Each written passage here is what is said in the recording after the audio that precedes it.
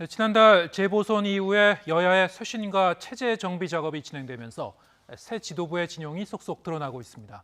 어제 국민의힘 새 원내대표로 김기현 의원이 선출되면서 여야 원내 사령탑 교체가 마무리됐고, 내일은 민주당이 전당대회를 열어서 대선 국면을 관리할 새 지도부를 선출합니다. 주요 전국 현안 최창렬 용인대 교수 그리고 이기재 동국대 겸임 교수 두 분과 분석해 보겠습니다. 자, 어서 오십시오. 네, 안녕하세요. 네, 먼저 민주당 전당대회 소식부터 짚어보죠. 이미 이제 민주당 쪽 원내대표로 이제 친문 핵심이죠. 윤호중 의원이 선출된 상황이기 때문에 과연 대표가 누가 될지, 대표 역시 이제 친문 핵심이 차지할지 아니면 상대적으로 좀 개폐색이 좀 옅은 분위기 될지 여러 가지 분석이 가능할 것 같습니다. 어떻게 보시는지요? 지금 홍영표, 송영길, 우원식 이제 새 후보가 출마를 했는데 당대표 선거에 지금 말씀처럼 윤호중 의원이 원내대표에 선출됐었단 말이죠. 윤호중 의원이야 뭐 다 아시는 바와 같이 친문 핵심으로 분류가 되는 인물인데 지금 이제 새 후보 중에서 친문의 후보는 이제 홍영표 의원이 가장 이제 친문 주류다 이렇게 이제 평가를 하고 있는 것이고, 뭐 송영길 의원이나 우원식 의원도 뭐 사실 크게 봐서는 범친문이라고 볼 수는 있습니다만 홍영표 의원하고는 좀 분명히 결이 다른 것만은 분명합니다. 그런데 지금 이제 윤호중 의원이 이제 친문인데 만약에 당대표 선거도 친문 주류로 이제 분석이 되는 그러한 홍영표 후보가 당선된다면 너무 당의 지도부가 친문으로 짜이는 거 아니냐 뭐 이런 이제 비판 같은 게 있을 수가 있죠. 이른바 뭐 견제론인데 그런 부분들이 많이 받아들여질지 그렇지 않고 여전히 친문 핵심이 다시 또 당선될지는 모르겠습니다. 지금 이제 이번에 윤호중 의원이 원내대표된 것도 오히려 이럴 경우에 당이 참패했습니다만 이럴 경우에 오히려 친문을 중심으로 당이 더 단합해야 된다 뭐 이런 식의 어떤 당심이 작용했다고 보는 거거든요. 그리고 지금 이번에 지금 유권자 특히 당원 당규가 유권자의 비율이 지금 당심 대 민심이 9대 1이거든요. 90대 10이란 말이죠. 그렇게 본다면 여전히 저는 홍영표 의원도 마지막까지 가능성이 있다고 보는데 지금 뭐 언론의 일반적인 분석은 홍영표 후보보다는 송영길 후보가 조금 앞서는 게 아니냐. 그리고 또 이제 우원식 후보도 뭐 민평련 출신들의 어떤 지지를 받는다 해서 오히려 송영길 후보 쪽에 좀 이렇게 무게를 두는 것 같은데 모르겠어요. 전 마지막까지 권리당원의 전 영향력이 상당히 크게 작용하지 않을까라는 생각도 듭니다. 네. 지금 말씀하신 대로 아무래도 뭐 대의원하고 권리당원 그 비중이 크기 때문에 당심이 좀 중요할 수밖에 없을 것 같은데요. 어떻게 전망하십니까? 네, 뭐 저는 최 교수님 의견에 거의 동의를 합니다. 왜냐하면은 처음에 사실 송영길 후보가 이제 대표 후보가 나왔을 때 이제 무게파 선언을 했잖아요. 그래서 이제 홍영표 의원은 이제 부엉이 모임, 소위 얘기해서 이제 친문의 핵심 모임이라고 얘기하고 이제 우원식 의원은 민평련 소속이다라면서 지지 그룹이 있지만 본인은 개파가 없이 혼자 나왔다 이렇게 얘기하면서 세력에서 좀 문제가 있지 않을까 이렇게 생각했는데 실질적으로는 송영길 의원에 대한 지지세가 상당히 모였고 뭐 초기에 여론조사에서 그런 결과가 있었고요. 그리고 지금 이제 최근에 이제 각종 이제 TV 토론이나 라디오 토론을 했지만 그 가운데 보면은 우원식 의원하고 홍영표 의원이 거의 송영길 의원을 양자 압박하는 구도가 되더라고요. 결국 이제 송영길 후보가 좀 앞서가고 있다라는 이제 반증인데. 그래서 전반적으로 혼전 양상으로 가고는 있지만 뭐 송영길 후보의 대세가 흔들리지는 않고 있다 이런 게 일반적인 관측입니다. 네.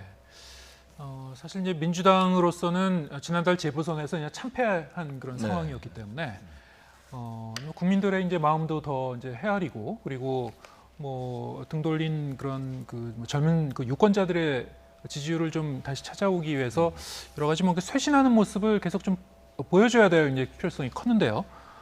지금 전당대회를 맞이하는 과정에서 과연 그런 쇄신의 모습을 보여줬는지 좀 다시 한번 평가해 볼 필요가 있을 것 같습니다. 이 새 후보 토론회도 그렇고 전반적으로 이 진행되는 과정을 보면 쇄신책에 대한 그러한 토론은 상대적으로 대단히 미미했던 것 같아요. 예. 선거가 내일입니다. 온라인 투표 진행되고 있습니다만 내일 결정이 되는 건데 당이 그렇게 패배했음에도 불구하고 당대표 선거에서 쇄신책에 대한 논의가 상당히 미미했다는 건 대단히 놀라운 일이에요. 특히 이번에 지도부가 총사퇴한 건 선거에 대한 책임 때문에 사퇴했잖아요. 쇄신을 하자라는 그런 강력한 의지의 표시였는데 당심이 그렇게 작용했는데 여전히 친문이냐 비문이냐 이런 논란이 지금도 이 자리에서 얘기하고 있습니다만 그렇게 그런 부분이 자꾸 부각되는 거는 쇄신과 좀 거리가 있는 거거든요. 그러니까 후보들도 좀 쇄신에 대해서 강력하게 얘기를 좀 하고 말이죠. 친문의 어떤 그 권리당원 문제 이런 문제들도 전 좀 있는 그대로 얘기를 했어야 된다고 생각합니다. 지난번에 그 뭡니까 그 규칙사유가 있을 때 민주당이 후보를 내지 않아야 된다 지방선거에. 근데 그 당원을 바꿨지 않습니까? 그 정도 굉장히 민감한 부분을 그렇게 이제 대응한 걸로 봐서는 이번에도 좀 이 권리당원 문제도 이것도 좀 민심이 좀 많이 작용하게끔 좀 바꿨어야 된다고 저는 생각해요. 근데 결국은 뭐 그대로 이제 당심이 90대 민심이 10밖에 안 되는 상황이니까 물론 전당대회는 당원들이 뽑는 거긴 합니다만 민심과 어쨌든 당심과의 이 괴리를 줄여나가야 되거든요. 근데 지금의 이 지금 경선 규칙이 너무 지나치게 많다는 거예요, 당심이. 근데 그런 부분도 지적이 안 되고 그러니까 당의 쇄신책이라든지 뭔가 당이 어떻게 바뀌어야 된다 이런 것들에 대한 논의는 상당히 약했다. 그러면서 볼 때 과연 이제 당대표가 누구로 뽑히더라도 민주당이 계속 이런 식의 기조로 가는 거는 대선을 의식할 때 대단히 불리할 수밖에 없다. 뭔가 당이 획기적으로 바뀌고 뭔가 교체되고 이런 부분이 있어야 되는데 그런 게 별로 안 보여요. 참신성도 그렇고. 그러니까 그만큼 당대표 선거가 국민들로부터 주목을 덜 받는 게 아니냐 이렇게 생각을 합니다. 네, 뭐 변화의 기미가 안 보였다 이런 그 평가를 하셨고 지금 이제 강성 지지층의 이른바 이제 문자 폭탄 논란이죠. 이 부분이 이제 당권 레이스 막판의 변수로 떠올랐습니다. 조응천 의원의 공개 비판이 논란이 이제 점화했는데요. 관련 발언 잠시 들어보겠습니다. 아니 뭐 예를 들어 뭐 당신이 쓰레기라는 것을 알리고 싶었다면 성공입니다. 축하합니다. 강성 지지층들이 너무나 적극적으로 관여를 하기 때문에 70만 명의 목소리가 이 2천 명에 다 묻혀버리는 거죠.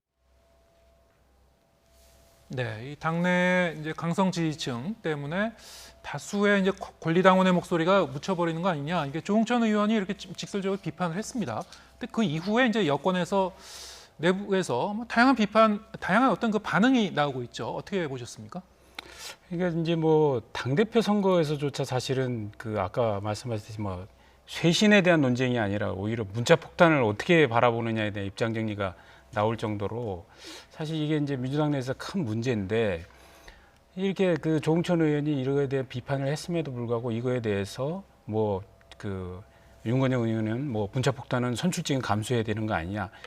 심지어 김용민 의원은 이게 뭐 권장해야 된다는 얘기까지 하는 약간 좀 국민들이 볼 때 좀 상식 이하의 얘기가 좀 진행되고 있다. 사실 문자 폭탄이라는 게 어떤 법안을 낸 의원들이라든가 어떤 문제가 생겼을 때 당연히 뭐 지지자나 국민의 입장에서 뭐 문자로 건의를 하고 이렇게 할 수 있겠죠. 비판을 할 수도 있습니다. 근데 소위 해서 지금 현재 문자 폭탄은 SNS 상에서 어떤 좌표를 찍어갖고 집단적으로 항의하자라고 해갖고 그 결속된 어떤 특정 집단이 뭐 수천 개의 문자를 동시에 보내면서 그 의원을 압박하는 행태거든요. 그래서 이거는 단순하게 이게 뭐 그 선출직이 감수해야 되는 게 아니라 이건 언어 폭력이거든요. 집단적인 언어 폭력을 그대로 방치하는 것은 우리 정치에 좋은 의미가 없다. 이건 문제가 있다. 근데 이게 사실 2017년에 문재인 대통령이 이런 문자 폭탄 관련해서 이게 양념이 될 수 있다라고 얘기를 하신 발언 이후에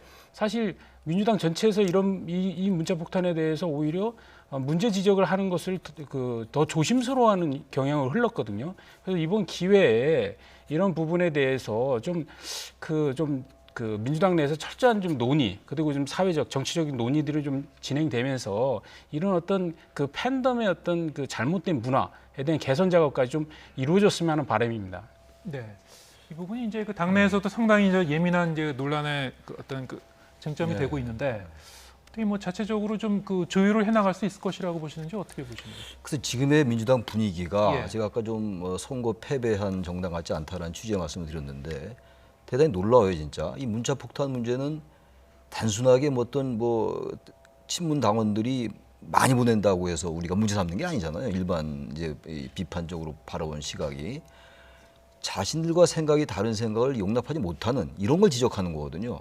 민주주의의 가장 요체가 여러 가지 가늠자가 있습니다만 상대방 의견, 자기와 생각이 다른 의견을 받아들일 수 있는 것, 이른바 관용의 문제, 이게 가장 민주주의 핵심 의제거든요, 사실.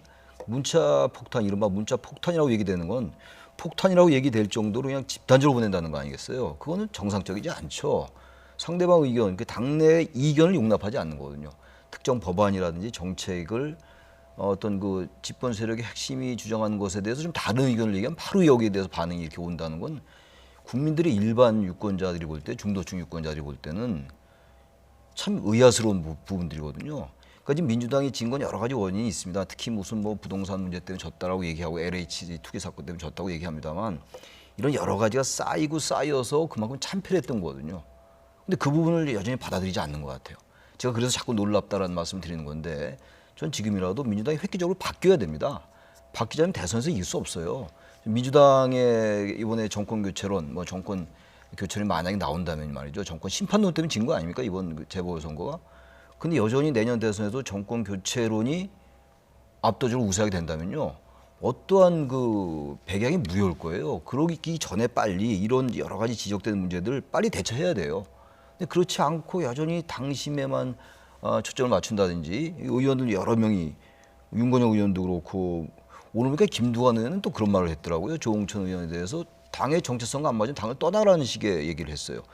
그렇게 얘기하면 안 되는 거 아닙니까? 당 내에 다른 생각이 있는 걸 받아들일 수 있어야죠. 그리고 건전한 토론으로 가야 되는 거죠. 네. 무조건 이렇게 어느 한쪽으로 몰아가는 거, 저는 그거는 바람직하지 않다. 그런 말씀 드릴 수밖에 없습니다. 네, 이게 조홍천 의원 같은 경우는 뭐 역시 이제 내년 대선과 연결지어서 네, 그렇죠. 그 얘기를 했었죠. 이 당내 이제 비주류의 목소리가 있어야 된다. 비주류 모임이 활성화돼야지 내년 대선에 희망도 있다라고 이제 얘기를 하면서 이제 비주류 의원 한 10명에서 20명 정도가 이제를 모아서 네.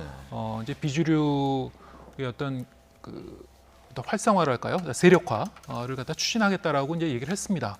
사실 이제 더불어민주당 내에서는 이런 그 이제 소장파 의원 중심의 어떤 이런 그 비주류의 세력화가 이루어진 적이 지금까지 한 번도 없었던 것 같은데요. 이게 과연 가능하다고 보시는지요?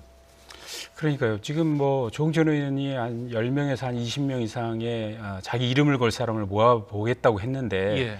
사실 의인 10명을 구하기가 제가 볼 땐 쉽지 않아 보입니다. 예. 왜냐하면 이번에 그 4.7 보궐선거에 이 충격적인 참패를 했음에도 불구하고 초선 의원들이 그에 대해서 이제 반성의 뜻으로 해서 반성문을 냈지 않습니까? 근데 그거에 대해서 뭐 문자 폭탄이 이루어지고 각종 비판이 이루어지면서 초선 오족이라는 그 닉네임까지 만들어지고 결국 이제 일부 초선 의원은 반성문을 또 반성하는 그런 사과문까지 냈는데 참 이 당내에 이 민주당이 언제부터 이렇게 그 다른 목소리를 이렇게 차단해 왔는지 사실 좀 걱정스럽고 왜냐하면 그 민주주의라는 게 이 다양성 속에서 이게 발전하는 건데 이게 약간 좀 원팀을 좀 만들어야 된다는 지난번 선거부터 계속 원팀이면서 이 다른 목소리를 허용을 하지 않는 분위기가 굉장히 강하거든요. 네. 그러다 보니까 이제 친문의 아까 그런 문자 폭탄 같은 경우도 사실 오히려 그걸 더 오히려 옹호하는 이런 현상이 벌어지고 있는데 저는 이게 그 조홍천 의원이 나섰습니다만 어쨌든 뭐 그 중진들의 뭐 이상민 의원이라든가 여러 가지 이제 중진 의원들도 이런 문제 의식을 갖고 있는 분들이 좀 도움이 돼서 뭔가 좀 집단적으로 어떤 민주당 내에 다른 목소리를 낼 수 있는 그런 조직적 틀이 좀 만들어졌으면 하는 바람입니다. 예. 이번에 이제 그 선출하게 되는 민주당의 새 지도부는 내년 이제 대선을 앞두고 예. 이른바 이제 게임의 룰을 이제 만드는 그 역할을 하게 되지 않습니까? 경선 규칙과 경선 일정을 이제 정하게 되는데, 자 그런 만큼 누가 대표가 되느냐에 따라서 이 대선 캠프에 따라서 대선 후보들의 이제 희비가 좀 엇갈릴 수 있는 측면이 있습니까? 어떻게 보시는지요? 글쎄요, 그 민감하게 바라보고 있겠죠. 그런데 이제 가장 중요한 게 경선 시기, 네. 경선 연기할 거냐 안 할 거냐 이 문제라고 봅니다. 기본적으로 지금 9월로 돼 있잖아요, 경선이. 근데 경선을 만약에 연기하려면 주자들의 동의가 반드시 필요하거든요. 만약 어느 주자 지금 뭐 주자가 몇 분 계시잖아요, 지금. 예. 뭐 이재명 지사도 있고 정세균 전 총리 그리고 이제 뭐 여러 명이 있는데 이낙연 전 대표도 있고 말이죠. 근데 아무튼 이 경선 날짜라는 건 굉장히 민감한 문제잖아요. 지금 좀 앞서가는 후보로서는 좀 경선을 빨리 치는 게 좋다고 생각할 것이고 후발주자로서는 경선 날짜가 좀 늦춰진 게 좋단 말이죠. 그러니까 이거를 잘못 건드리면 뇌관이 될 수가 있다라는 거예요. 예. 그러니까 대선 이 대표가 누가 되더라도 이 문제를 문제를 제기하게 된다면 대선 주자들이 민감하게 반응할 것이고 이해가 엇갈리니까 기본적으로 셈법이 다르단 말이죠. 이번에 경선 과정에서도 보면은 홍영표 의원의 경우는 어느 후보라도 동의 안 하면 안 된다라는 이런 취지 얘기를 했거든요. 그리고 다른 후보들은 좀 애매하게 얘기를 하고 원칙론적인 얘기는 좀 애매하게 얘기를 하는 것 같더라고요. 그렇다면 아무튼 이 문제를 가지고 지금 주자들이 민감하게 바라보고 있을 텐데 이번에 대표 되자마자 이 문제를 잘못 건드리면은 저는 그건 당의 소신과 멀어진다고 생각해요. 그럼 완전히 그야말로 이제 정치 게임으로 들어가는 거거든요. 근데 국민들은 그런 거 별로 관심이 없어요. 이번에 자꾸만 재보궐선거 제가 말씀드린 이유가 민주주의의 꽃이 선거 아닙니까? 선거가 결국 바로미터예요. 아무리 선거가 별로 의미가 없는 행위로 전락했다 하더라도요. 투표라는 게 결국 투표는 총알보다 강한 거거든요. 그럼 선거에서 나타나는 민심을 제대로 봐야 되거든요. 독해를 잘해야 돼요. 결국은 당심이 민심을 이길 수 없습니다. 자꾸 친문 당원들 얘기하고 권리당원 얘기 많이들 얘기하는데 물론 그게 현실이기도 해요. 불가피합니다만 역시 선거는 민심이 하는 거예요. 당심이 하는 게 아니지 않습니까? 그러니까 자꾸만 당심을 민심에 갖다 맞출 생각을 해야 돼요. 민심을 자꾸만 당심에 갖다 붙이려면 그건 결국 실패한다는 거죠. 그걸 이번에 재보궐선거에서 국민들이 정확히 경고를 했는데 여전히 민주당은 특히 핵심 세력들은 그런 부분들을 잘 독해를 못하고 있는 게 아니냐. 저는 오독하고 있는 측면이 강하다고 생각합니다. 네. 당심이 이제 민심을 이길 수가 없다. 네, 예, 그럼요. 이제 네. 어떤 이런 그 반응하는 그런 그 능력이 있어야 되는데 그런 부분에 대해서 좀 더 지켜봐야 될 것 같습니다. 자, 이번에는 이제 국민의힘 얘기로 넘어가 보겠습니다. 어제 이렇게 새 원내대표로 이제 4선 김기현 의원이 선출이 됐죠. 김기현 의원이 이제 선출된 다음에 일성이 지킬 건 지키고 또 목숨을 걸고 싸울 땐 싸우겠다 이렇게 얘기를 했는데 어떻게 보셨습니까?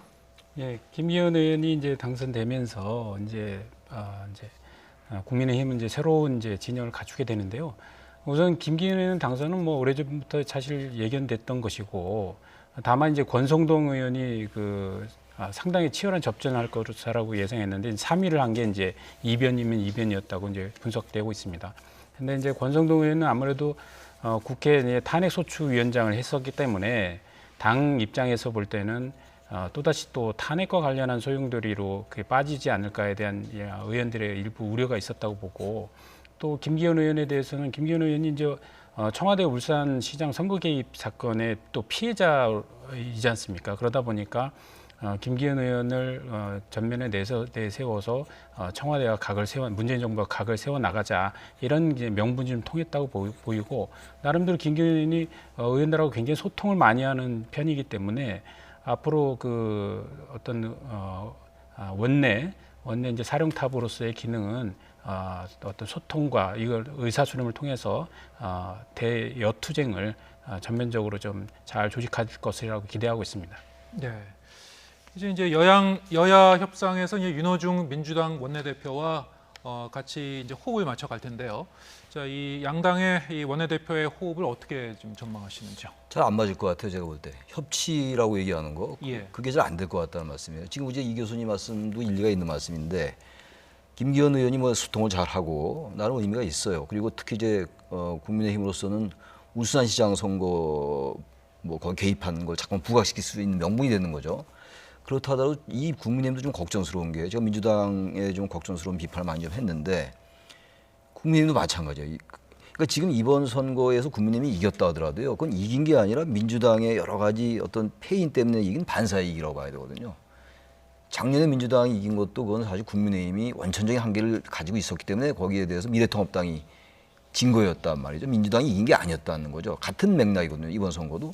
근데 여전히 또 영남 기득권이라는 이런 부분들. 그러니까 국민들은 그런 걸 자꾸 바라보는 거거든요. 기득권을 과연 버리느냐 버리지 않느냐. 그러니까 민주당도 자꾸 친문이라는 얘기가 나오는 게 기득권, 친문의 기득권. 이쪽도 영남 기득권 이런 거거든요. 당내에 말이에요. 세력 분포가. 근데 어쨌든 이번에 권성동 의원은 뭔가 당내에서 개혁이라든지 이런 걸 얘기를 많이 했거든요. 근데 권성동 후보가 참패했어요. 그야말로. 예상외로. 그런 걸로 봐서는 여전히 이 국민의힘도 잘 변하기가 어렵다라 하나의 하나의 조짐 아닌가. 이긴 거에 대해서 너무 자만하는 것 같아요. 네. 국민의힘이 이번에 선거에서 이기고 난 다음에 너무 어수선합니다 지금. 물론 이제 야권의 통합 문제도 있고 재편 문제가 있긴 있습니다만 대단히 어수선하고 산만하거든요. 국민들은 국민의힘에 대한 지지를 보낸 게 아니라 민주당에 대한 경고를 보냈던 거예요, 그단 말이죠. 근데도 그걸 잘못 오독해가지고, 그러니까 아까 민주당이 오독 잘못 읽듯이 국민의힘도 이번 선거를 잘 독해를 못하는 것 같습니다. 저는 김기현 의원이 뭐 잘못됐다는 얘기가 아니라 영남이라고 잘못된 건 전혀 아니죠. 단 그런 기득권화 됐는 게 대단히 우려스럽다. 이번 원내대표가 누가 뽑을지도 모르겠어요. 그러니까 국민의힘도 이제 영남 기득권에 대한 견제 심리가 나올 수가 있죠. 그렇다면 건강하게 가는 것이고, 그렇지 않고 여전히 기득권에 매몰되면은 국민들은 또 다시 심판할 거다, 국민의힘을. 그런 생각이 듭니다. 네. 자, 이런 상황에서 이제 김기현 원내대표가 야당을 향해서 이제 선출되자마자 야당을 향해서 선전포고를 했습니다. 법사위원장 재협상을 요구한 건데요. 관련 내용 듣고 오겠습니다. 법사위를 민주당이 계속 차지하겠다고 한다면 그건 지나친 욕심으로서 결코 저희들은 받아들일 수가 없다는 말씀을 드립니다. 빼앗아간 것을 돌려줘야 될 의무가 민주당에게 있는 것이지, 돌려줄지 말지, 어느 것을 돌려줄지 이것을 선택할 권리가 없다고 생각합니다. 네, 이제 김기현 원내대표 얘기는 이제 법사위가 애초에 국민의힘 몫이다 이렇게 이제 보는 건데, 그게 이제 그 동안에 이제 법사위원장 같은 경우에는 야당에게 주는 그런 몫이었다, 이렇게 관행이었다, 뭐 이런 맥락에서 얘기하는 거겠죠. 네, 그렇죠. 예. 그러니까 작년에 이제 그 총선이 끝난 이후에 뭐 180석을 차지한 여당, 그다음에 국민의힘은 이제 참패를 해서 이제 103석을 차지했었는데, 그러면 이제 관행대로 이제 17개 상임위원회를 이제 의석수대로 이제 배분을 하게 되면 이제 야당 같은 경우는 한 7개 정도 이제 상임위를 배분받으면서 이제 법사위원회를 갖게 되는데, 통상적으로 법사위원회는 각종 이제 상임위원회에서의 법안을 다 수렴해서 거친 이후에 체제 자구 심사로 이제 법사위원회에서 최종적으로 정리를 하는 것이기 때문에 거의 모든 상임위의 법안이 올라와서 통과해야 되는 최종 관문이지 않습니까? 그렇기 때문에 통상적으로 뭐 국회의장을 여당이 이제 차지하고 법사위원장이 야당이 이제 가지면서 이렇게 균형 관계를 유지해 왔거든요. 그러니까 통상적으로 이번에도 사실은 국민의힘이 법사위원장을 맡았어야 되는데, 워낙 이제 민주당에서 이제 그 180석을 이제 석권하다 보니까 욕심을 사실 낸 거죠. 그래서 이제 개혁을 밀어붙이겠다는 취지하에서 법사위원장을 가져갔는데, 그러다 보니까 이제 나머지 이제 그러면 이럴 바에 다 가져가라고 해서 지금 국민의힘은 아무 상임위원장도 맡고 있지 않지 않습니까? 이제 그런 상황에서 이번에 어쨌든 4.7 재보궐선거 이후에 민심이 드러내는 것은 이제 이제 여당의 독주에 대한 문제 제기를 하는 것이고, 결국 이제 여야 협치해라 이런 뜻으로 받아들여야 된다. 이런 측면에서는 좀 원 구성에 대해서 다시 한번 정리를 해서 원래대로 법사위원장과 의석수에 따른 상임위원장을 돌려달라는 거죠. 그런 의미에서 이거는 이제 당연한 이제 권리다, 이렇게 얘기를 하는 것인데, 사실 뭐 민주당 입장에서 이게 과연 받아들일지는 굉장히 저는 뭐 회의적입니다. 왜냐하면은 윤호중 원내대표도 당선되면서 이거 뭐 2년 단위로 하는 원 구성이 이번엔 뭐 본인에게 권한이 없다라고 얘기했기 때문에 받아들일지는 좀 미지수라고 생각합니다. 네. 지금 이제 말씀하셨듯이 민주당 쪽에서는 지금 뭐 사실 뭐 재협상은 없다는 그런 입장인데, 네, 그렇죠. 박광원 의원을 이제 이미 법사위원장으로 내정을 했어요. 자, 이런 상황에서 과연 접점을 찾을 수 있을지. 접점을 찾아서 아까 이제 그 윤호중 원내대표하고 김기현 원내대표가 합의 어떻게 될 것 같냐 이렇게 물어보셨잖아요. 예. 제가 뭐 좀 어려울 것 같다는 말씀드렸는데, 그게 지금 드러나는 거예요, 벌써. 지금 이 법사위원장 문제 가지고 이제 김기현 원내대표도 이제 사실상 선전포고를 했잖아요. 이거 내가 찾아오겠다. 그러면 지금 이제 대선 앞두고 어차피 이 두 거대 정당이, 양대 거대 정당이 대립할 수밖에 없어요. 그 현재 정치 환경이 그런 상황 속에서 양쪽이 다, 이쪽은 영남 주류가 됐고 이쪽은 친문 주류가 됐기 때문에 원내대표가, 이 두 원내대표가 당의 어떤 그러한 그 유권자, 국회의원들이 유권자였잖아요. 국회의원들이 그런 생각들을 받아줄 수밖에 없죠. 그렇기 때문에 협치되기 어렵다고 제가 말씀드린 건데, 그게 벌써 하나의 그 현상으로 나타나는 게 법사위원장 문제거든요. 이 문제는 아까 잘 지적하신 것처럼 워낙 독식을 했잖아요. 어쨌든 아무리 압도적인 의석이 있었다 하더라도 예. 그런 것들에 대한 비판은 분명히 있는 거거든요. 근데 국민의힘도 마찬가지 비판받을 점이 있어요. 그렇다고 다 가져가라, 그렇게 하는 게 아니었죠 그때. 그러니까 이제 와서 다시 찾아오려니 명분이 약한 겁니다 지금. 그러니까 지금 두 정당의 행태들을 보면은 뭔가 어쨌든 뭔가 접점을 찾아가려는 그런 정치력을 발휘할 생각은 안 하고, 어떻게든 강성이 나와서 뭔가 대립하는 쪽에서 그래서 원래 이제 핵심 지지층들의 지지를 받아서 그쪽으로 정치를 하려고 하는 것 같아요. 그렇게 해서는 대선에서 이길 수가 없거든요. 그러니까 양쪽이 다 이제 최악이 돼서 이제 결국은 다음 대선도 최악을 피한 차악을 선택하는 선거가 되면 안 되는 거 아니겠어요? 근데 대한민국의 양대 정당이 항상 적대적 공생으로 이 자신들의 존재 가치를 지켜왔는데 지금도 양대 원내대표가 되면 이제 뭔가 선거가 끝나고 대선을 앞두고 뭔가 자꾸만 접점과 공집합을 찾아가야 되는데 예. 그렇지 않고 자꾸 대립적으로 가는 걸로 보여서 특히 거기에 이제 법사위원장 문제가 있는 거 아닙니까? 그래서 전 좀 다른 결의 얘기긴 한데 법사위원회도 이제 좀 아까 말씀처럼 체계나 자구심사 이거 좀 기능을 빼고 그것 때문에 자꾸 이걸 차지하려 하는 거 아닙니까? 다른 위원회도 다 그 체계나 자구심사할 그 능력들이 있거든요. 그런 쪽에 좀 국회법을 좀 바꾸는 그런 게 개혁이거든요. 개혁은 말로만 맨날 하면서 정말로 이루어지는 개혁은 하나도 없는 거나 마찬가지예요. 국회법 바꾸는 것도 그 정치 개혁입니다. 그것도 하나의 민생일 수 있거든요. 장기적으로 볼 때 그런 점이 대단히 안타깝다. 그런 모습입니다. 예. 사실 뭐 이제 그 양당이 정치력을 발휘해서 뭐 지금 말씀하셨듯이 좀 개혁적인 방향으로 이제 이끌어가면 좋겠는데 뭐 그럴 여지가 있는지는 모르겠습니다. 지금 이게 법사위원장 같은 경우도 이게 그 자구심사권을 비롯해서 그동안 이제 옥상옥이라는 그런 그 얘기를 많이 들어오지 않았습니까? 법사위 자체가. 그 부분에 대해서 좀 더 이 개혁적으로 그런 부분을 좀 더 이게 그 전향적으로 보면은 앞으로 근본적으로 좀 그 제도적으로 고칠 부분이 많이 있을 것 같은데요.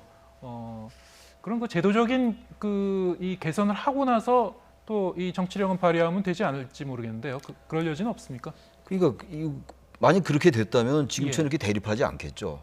어쨌든 제가 잠깐 말씀드린 것처럼 자신들 지지층만을 바라보고 하는 정치, 그건 정치력을 발휘할 수 없는 구조가 되는 거거든요. 그러니까 지금 사실 국회법 문제도 그렇고 이란 국회를 한다고 하면서 뭐 이란 국회가 잘 안 되고 있잖아요. 그러니까 그런 부분을 빨리 고쳐 나가면서 그러면서 또 자신들의 정치적 이익을 또 챙길 수가 있는 건데 국회의원들 저는 하나의 그 사명 문제가 사명감이라고 생각해요. 너무 자신의 정치적 입지, 위상, 다음 대선보다는 사실 공천을 바라는 이런 것들 이런 부분들 때문에 저는 정치가 그렇게 쉽게 그런 여지가 잘 보이지는 않는다라고 말씀드립니다. 예. 알겠습니다. 국민의힘도 이제 곧 당 대표 선출 일정에 들어가는데요. 지금 이제 유력 후보로 거론되는 인물이 이제 주호영 전 원내대표죠. 영남 출신입니다. 지금 이제 앞서 원내대표에 당선된 김기현 의원이 영남 출신이기 때문에 자, 이 부분이 이제 당 대표 경선에도 변수가 되지 않겠느냐, 뭐 이런 전망도 나오고 있습니다. 뭐 여러 가지 해석이 가능할 것 같은데 어떻게 보시는지요? 네, 그러니까 뭐 김기현 원내대표가 이제 영남 출신이고 예. 그러다 보니까 이제 주호영 이제 원내대표가 이제 대구 아니겠습니까? 그러다 보니까 당 대표까지 그렇게 되면 전부 영남당 아니야 이렇게 얘기를 하는데 사실 제가 볼 때는 뭐 그 당 대표든 원내대표든 출신이 뭐 어느 지역이냐 이게 뭐 이렇게 중요하겠습니까? 결국은 정당이라는 것은 자기 정치적 지지 기반이 있는 것이기 때문에 그게 지역적 기반이든 어쩌면 계층적, 계급적 기반이든 아니면 세대 기반이든 어느 정당이나 다 기본적인 텃밭을 갖고 있는 것이기 때문에 예. 지금 국민의힘이 영남을 기반으로 한 텃밭을 갖고 있다는 것은 뭐 부인할 수 없는 사실이고요.